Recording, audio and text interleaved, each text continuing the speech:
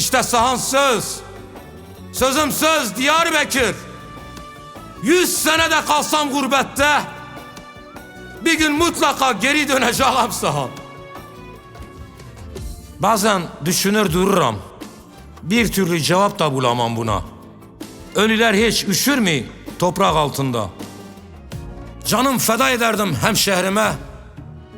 İsyanlar, sitemler düştü dilime. Kalmamış ne sözüm ne bir kelime. İsyanım bitmedi, ben de gideyim.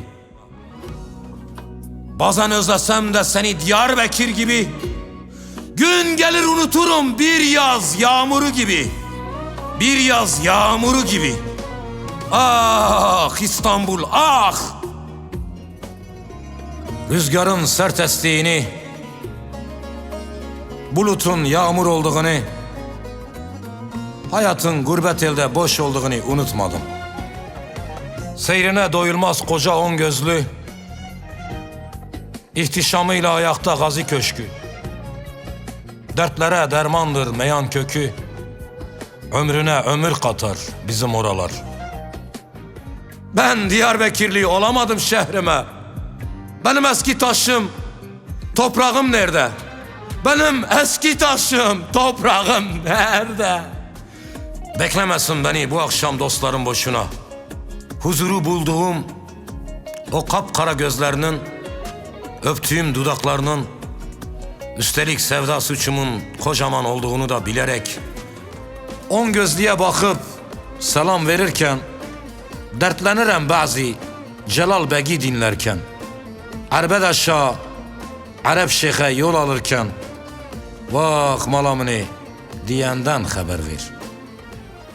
Bırak boğazdan geçen Moskov gemileri, bize yeter de artar Diyarbakır surları. Arama İstanbul gecelerinde şatafatlı hayatı, bize yeter de artar Kareç Dağla, Kırklar Dağı. Şeyhinin bahçesi tarumar oldu. Bahçevan olamadın. Bahçevan olamadın ma ne oldu? Sen kor nenemi bile kandırdın. Canımdan bezdirme, çamura yatma. Bu ne iş? Zararda ziyanda hanen, bin bir türlü fırıldak, yalan, dümen, suç dosyan kabarık, isyanda sümen, savcı hakim sorar, sana ne oluyor? Kaybetmediğim bir kulak arkası. Herkese lolo, bize de mi lolo? Lakabın koydum yalan fabrikası. Herkese lolo, bize de mi lolo? Karakoç, İhsani, Ahmet Arifi, eksik kalır edilemez tarifi. 35 yaş şiirinin şairi, Cahit'in mazisi bu şehirdedir. Paha biçilmez değeri varken hiçin, mühür elindedir besmelesiz piçin. Senin benim gibi bu Amid için, şair Demir öldü, gitti diler ana. Hiç kimse seninle kaşık atamazdı, bir insan bu kadar da batamazdı. Polis gelse bile zapt edemezdi, bizi teslim aldın sabaha kadar.